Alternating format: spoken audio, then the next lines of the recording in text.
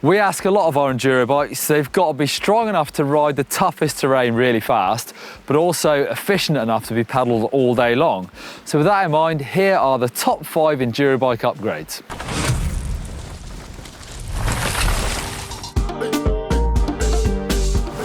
Number 1 is getting some enduro-proof tyres.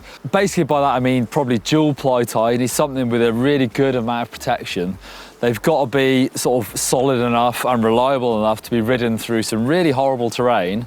And yes, you are going to compromise somewhat on weight and on sort of rolling ability.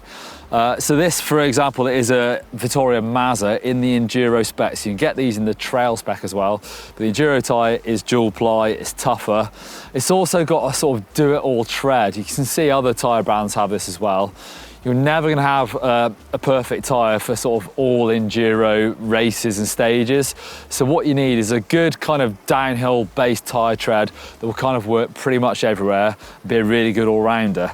So these are the enduro tyres. You could also maybe get some race tyres as well. Basically exactly the same tyre, although this is just now a softer rubber compound. So grippier, great for racing. It's not going to last as long and it's going to be slower rolling again than the enduro tyre.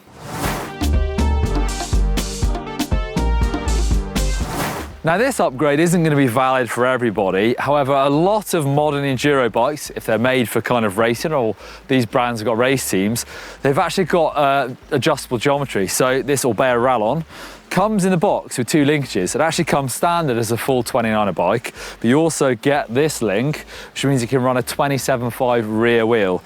Now, I do really like mixed wheel size bikes at the moment, like it's got set up. For me, it's really good for kind of the more technical, bigger, gnarlier tracks. If there's bigger jumps, bigger drops, kind of gnarlier features, I like having the space to move around the back of the bike. I'm 5'10".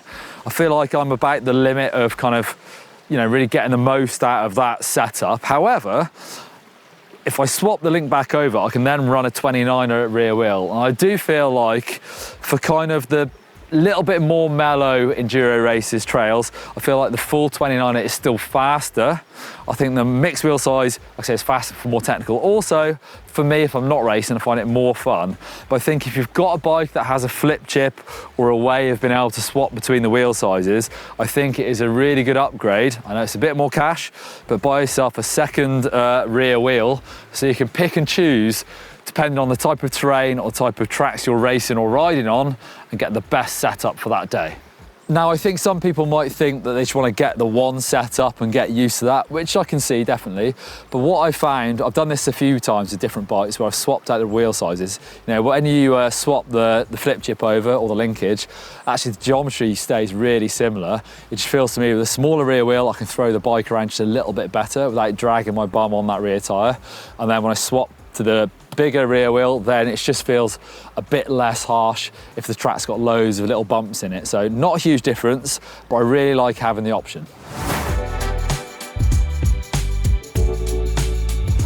The biggest disc brake rotors give you the most power, and for me, I really like that. It's always a kind of balance of grip with enduro bike. You should have some pretty grippy tyres in there as well, because if you chuck on a massive rotor with all that disc brake power but you don't have the grip, then there's kind of no point doing it.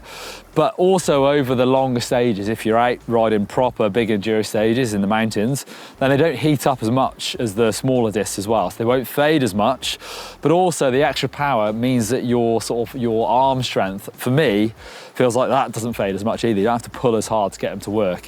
It can take some getting used to if you're going from maybe 180 up to this behemoth of a 220. I run that on the front if I can.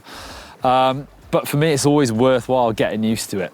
Of course, the bigger rotors are going to weigh more, but the weight penalty from going from a set of 180s up to a pair of 200s is about 70 grams, and the same again if you go up bigger to 220s. But for me, that extra weight is definitely worth it when it comes to the extra control and braking you get.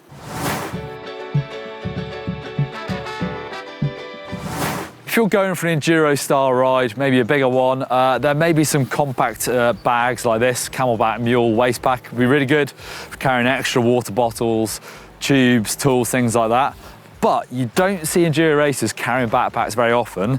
They prefer to stash their tools on their bike. You'll often see the enduro racers carrying sort of bare minimum stuff. So a lot of people go for tubeless tyre plugs and a CO2 inflator, a multi-tool and a spare tube, and that's about it. So there's loads of different options here depending on the bike you ride. You could do something like this. You could get a tool wrap. This is from PT's. Stick all those essentials in there and that'll strap to any bike pretty much.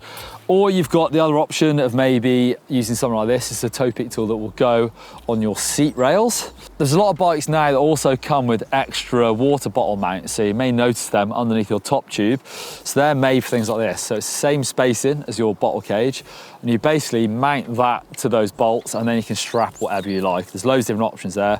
Again, this is from Toe Peak. You can strap something like a spare tube and your CO2 canister using that. So finally, a lot of bikes now, like this All-Bear Rallon, come with internal frame storage and also probably a nice way inside there of mounting your tools. You can store all your essential tools inside the bag and then slide them into the frame. Just don't put a banana in there and forget about it. My All-Bear Rallon actually comes with this super handy little multi-tool that goes inside the pivot. It's got a little magnetic mount, just some sort of bare essentials there for Allen keys. So great for any last minute tweaks to, control things like that. But if I'm doing a proper enduro ride, then I'll take some tools to cover what I think are the most common problems. So firstly is ripping your tyres, getting punctures. So this is a Toe Peak Tubey Master Plus. So I've got CO2 canister, and that's the sort of pump bit there. But also I've got plenty of plugs in this bit as well. So to plug any holes in my tyre, I should be good with that. And then I want a multi-tool with a chain breaker on there as well. So if I snap a chain, that might be the other thing that could be pretty costly when it comes to enduro riding and racing. So this is a Toe Peak Mini PT30, where it's got loads more Allen keys, got a knife in there as well. More importantly, it's got that chain tool as well if I need to fix a broken chain. So why would you want these tools on your bike? Well, I think for enduro riding and racing, I think it just feels safer not having something like a CO2 canister like in a pocket or in your bib jersey. I'd much rather keep it on your bike. But also when it comes to enduro racing, you want them to hand really quick. So if you need to fix something at the bottom of the stage, you can get your tool out, or particularly get to your tyre plug and get it in there before you've lost too much pressure.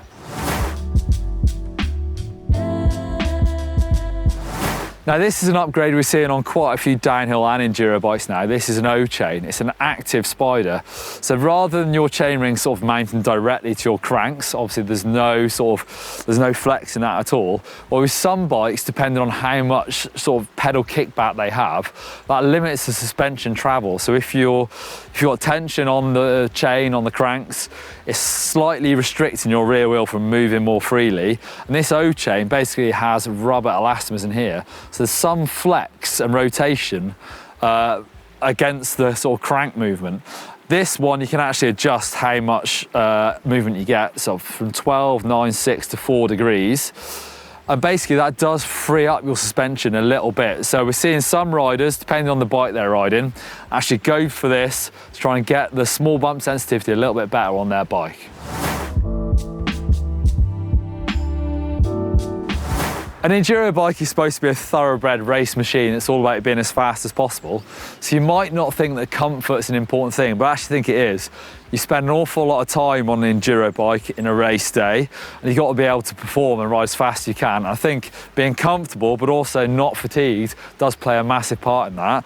And it could be as simple as getting a comfortable saddle that will last you all day long. You're not going to start feeling like you want to get off the bike after you've been on it for 6 hours. And making sure that they fit you. Women and men specific saddles are super important. Everyone's different. You can also get your seat bones measured to make sure that you are sort of starting off with the right saddle. Same with grips. I still quite like a narrow grip, even though they don't have as much rubber on there. I'm running these Ergon GFR ones, and you've got this sort of cushioning on top. It's a bit more thinner profile at the bottom, maybe for your thumb, but I do always wear gloves. Bear that in mind. I know some riders don't like wearing gloves. They might want to go for maybe a softer or more cushioned grip, but these I do like. Also, don't forget about pedals. Now, I ride clips for enduro, and I ride these Crank Brothers Mallet enduro pedals. They're kind of of slimmed down version of those mallet DH pedals, so still a decent sized cage on there, so you get a good feel through the bottom of your foot. And you can also, you know, use those pins if you ever unclip in a section. You can still have a decent amount of grip on there, but they're much slimmer profile than the downhill pedal, so you can pedal through rougher stuff. Probably not going to smash them into the ground quite so much. So on a Enduro bike, you're trying to pedal sometimes in situations where maybe it's not quite so easy.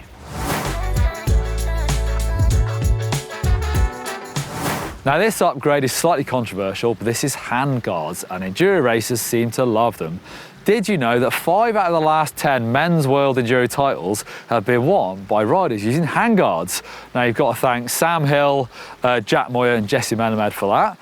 But you can see why they do make sense for enduro racers where maybe they're riding tighter tracks, so in the trees, and they can kind of brush past the tree and it might not take them down straight away, because I've done that before. I've actually hit a tree and it's pushed the brake lever in and caused me to crash. But also some of these trails might maybe off the beaten path a little bit, going through sort of thicker brush and stuff like that. I have actually done a bit of racing with Handguards on at the Andes Pacifico, where that's definitely the case. You're kind of smashing through undergrowth and ferns and things like that. Then these can be super useful. I've actually heard from other racers, Elliot Heap for Nukeproof SRAM, that often they're actually used to kind of protect their hands as much as that is to protect the brake levers. So in a crash, this is going to help prevent brake levers getting pushed around or even broken off their bars. Where they've got a long race, it's not without the risk of crashing in a race. They want to be able to finish that race, and it's super important. So yeah, enduro racers seem to love these things. Let me know in the comments down below, are you a Handguard fan? I've used them a bit. I'm kind of, jury's out for me. I've not decided yet, I don't think.